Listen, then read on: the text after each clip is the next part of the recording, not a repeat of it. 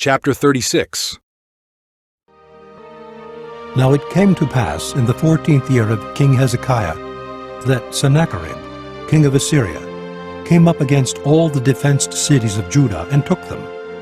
And the king of Assyria sent Rabshakeh from Lachish to Jerusalem unto King Hezekiah with a great army. And he stood by the conduit of the upper pool in the highway of the fuller's field.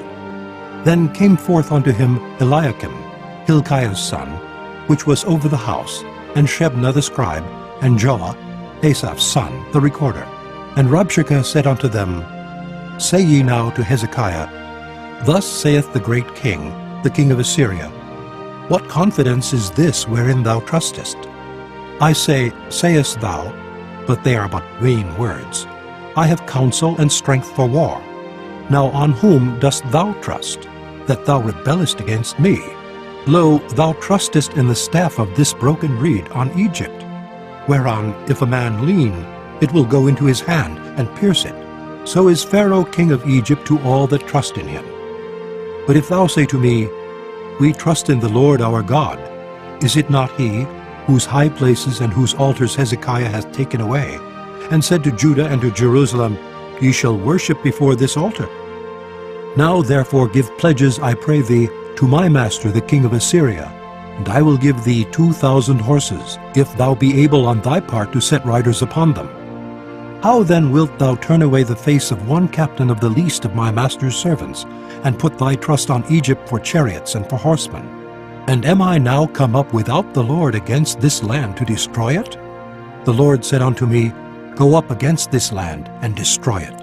Then said Eliakim and Shebna, and Joah unto Rabshakeh, Speak, I pray thee, unto thy servants in the Syrian language, for we understand it, and speak not to us in the Jews' language, in the ears of the people that are on the wall. But Rabshakeh said, Hath my master sent me to thy master, and to thee to speak these words? Hath he not sent me to the men that sit upon the wall, that they may eat their own dung, and drink their own piss with you? Then Rabshakeh stood and cried with a loud voice in the Jews' language, and said, Hear ye the words of the great king, the king of Assyria. Thus saith the king, Let not Hezekiah deceive you, for he shall not be able to deliver you. Neither let Hezekiah make you trust in the Lord, saying, The Lord will surely deliver us. This city shall not be delivered into the hand of the king of Assyria.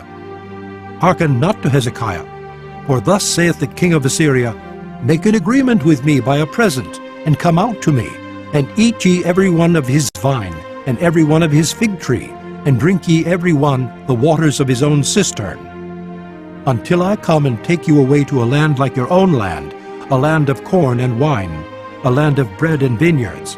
Beware lest Hezekiah persuade you, saying, The Lord will deliver us. Hath any of the gods of the nations delivered his land out of the hand of the king of Assyria? Where are the gods of Hamath and Arphad? Where are the gods of Sepharvaim? And have they delivered Samaria out of my hand? Who are they among all the gods of these lands that have delivered their land out of my hand, that the Lord should deliver Jerusalem out of my hand? But they held their peace, and answered him not a word, for the king's commandment was saying, Answer him not.